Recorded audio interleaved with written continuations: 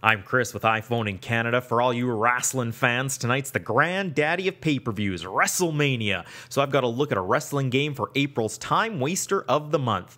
Now, back in the early 90s, there was a hugely popular arcade game called WrestleFest. It featured some of the biggest names in the then-named WWF. You plugged in your quarters and either played as a tag team, and you went for gold, or the more popular Royal Rumble mode where you tried to outlast all the other opponents. Now skip ahead to 2012 and the game's been ported over to your iOS devices, of course with a few changes. First, you have an entirely different roster of characters. Gone are your Hulk Hogan's, your Ultimate Warriors, Demolition, etc. Now you have the likes of The Undertaker, The Rock, Stone Cold, and others. Also different, you have a few more gameplay options. Along with Tag Team and Royal Rumble, there are Exhibition Mode, Road to WrestleMania, where you try to win all the different titles, Saturday night's Main Event Tournament, and the Gauntlet Match. You also have a choice of various different rings.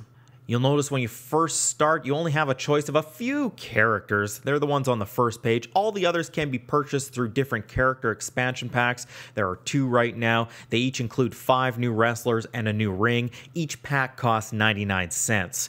Now, this updated version of WrestleFest maintains the look and feel of the arcade classic. The graphics are updated somewhat, but it's nothing spectacular. Now, the gameplay is very similar. You have your punch and your kick buttons, and the goal is to wear your opponent down enough to get the pin or submission. You accomplish this by punching, kicking, locking up to perform various moves, or throwing your opponent into the ropes and performing a move.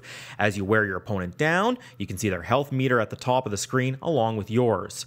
You'll also want to wear your opponent down quite a bit because this game is notoriously tough, even if you connect with your finishing moves several times, and there's a good chance your opponent is going to kick out. Now, you may not like this, but if you've played the arcade version at all, you know how tough it was. The object of an arcade machine is to make you pump as many quarters into it as you could, and that aspect of having a tough time pinning your opponents remains in this iOS version. This aspect can make the game very frustrating, especially in a type of match like a Fatal 4-Way, where you try to be the last person standing with a time limit. If the time runs out, and it happens often, no one wins. Now, in the arcade version, you could always put in another quarter to gain more strength and time, but this isn't available in the iOS version. Another change for the worse is the Royal Rumble mode. Now, in the arcade version, you could pin your opponent to eliminate them. Even more, you could dogpile on top with someone as they're pinning them to help pin that opponent, but these options are gone. You can no longer pin to eliminate someone from the Royal Rumble. While this makes it more realistic to a real Royal Rumble, it makes the gameplay even tougher. The only way to eliminate someone is to throw them over the ropes via body slam, or throw your opponent into the ropes and flip them out. When there are 6 guys in the ring at once, this becomes extremely difficult.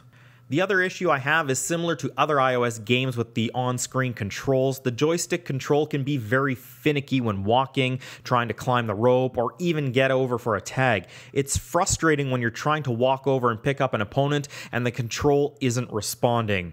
One positive of this port over is the steel cage match. First, it's there, that's great, but also the matches are super simple. Simply keep throwing your opponent into the cage and watch their health meter go down. Now, compared to the arcade version, the health doesn't go down as quickly, but it's still an easy win. The game costs $2.99 for the iPhone and iPod Touch and $3.99 for the iPad. Now, this sucks that it isn't a universal app because not only do you have to pay twice, you have to buy the DLC character packs over again. In closing, if you're looking for a true port of the arcade version, you're going to be very disappointed. While the look and feel are the same, the gameplay is changed enough to make it feel very different. Plus, you don't have the original wrestlers, and I'm sure that's likely due to licensing issues. But the developers are promising more wrestler DLC packs, so more of your favorites will likely make their way onto the game. For more daily iPhone and iPad news, make sure to check out iPhone in Canada and iPadinCanada.ca, and don't forget to subscribe to my channel so you don't miss any future videos. I'm Chris with iPhone in Canada. Thanks for watching.